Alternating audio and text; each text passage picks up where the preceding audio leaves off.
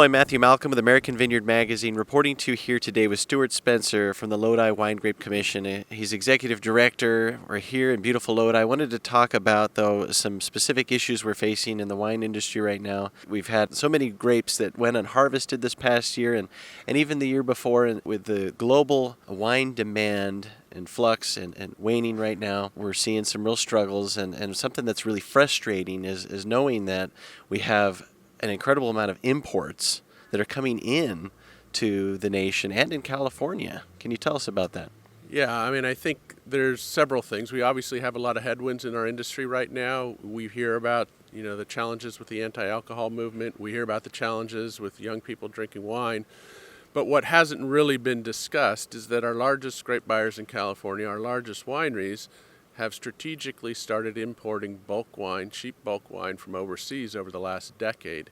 And it's gotten to the point where it's had a significant impact on the demand for California-grown wine grapes that is led to, vineyards going out of business, vineyards not getting harvested, vineyards not getting pruned this year, and definitely impacting the economic viability of California viticulture. So to what extent are we talking, I know you released an article recently with a report on just a lot. It's pretty significant. Yeah, I think it's really significant. In 2022, I think the total was like 60 million gallons. Over the last 5 years, it's the equivalent of 1.5 million tons has been imported in bulk, coming from places like Australia and Chile, and it's undercutting the California grower and creating downward pressure on the demand and price for Lodi grapes as the rest of California. Obviously, this isn't against the law, what they're doing, because they're doing it, but what can a grower do, in these circumstances? The cost of production is so much higher than I'm sure than what's getting produced and imported from other countries. And so do we have the ability to demand, like, hey, come on, you got to support us here?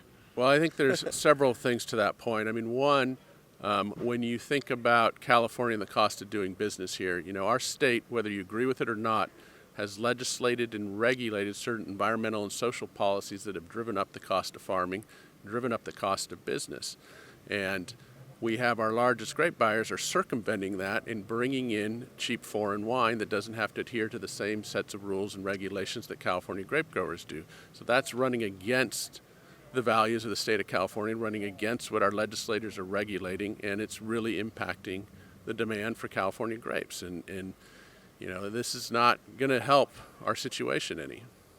So do we need to address this from a legal perspective, or mandating some enforcement on labeling, or what can be done?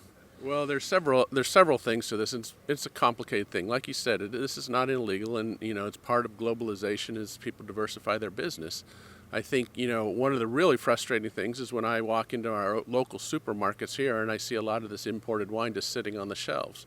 Some of it is also being labeled as American Appellation wine, where they can blend up to 25% foreign wine with California grapes and call it American wine. And so if you look very carefully at some of our wine labels, you will find that hidden on the back labels, on the bottom of the boxes, and it says American wine. And that is something, the California Association of Wine Grape Growers and others can work on changing. Those type of laws don't get changed easily. The other thing that I think needs to be looked at carefully, too, is the duty drawback situation where importers can draw back duties they are paying on export wines. And so it's basically incentivizing the importation of wines at the expense of California growers. So I'm wondering if maybe with the labeling, those that are using 100% California wine grapes in the wine, it can label like made from 100%, local here. Is that something that could help? I think it absolutely is. I think the whole drink local, eat local, I think is a valid point and a position that a lot of our vintners that are sourcing 100% California can lean into. I think our citizens want to support local farmers. I think, our restaurants should want to be supporting local farmers. They should be supporting local wine. And I think, we have a responsibilities of citizens, to support our community. I think, we're sitting here at the U.S. Sustainable Wine Growing Summit, which is discussing all these things. And when you really talk about sustainability, And you look at, it is a community-based program. You have to support your community, and that just doesn't mean, sponsoring some festival here or there. It means really supporting your community, investing in your community, supporting your farmers, and supporting what it means to be a California winery and a California grower and a California citizen. Well, thank you for bringing this important issue to light. We hope that we can make some change here. Our big wineries can really look forward, to really support our wine grape growers here, because we're going to lose. We're going to lose a lot of acreage. We're going to lose a lot of growers here if we don't get some change fast.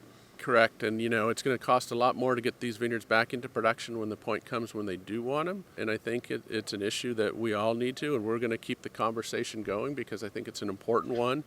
That as we talk about sustainability and things like this, we need to walk the walk, not just talk the talk. Well, thank you so much. Well said. Read more about these things in American Vineyard Magazine. I'm Matthew Malcolm, CaliforniaAgNet.com.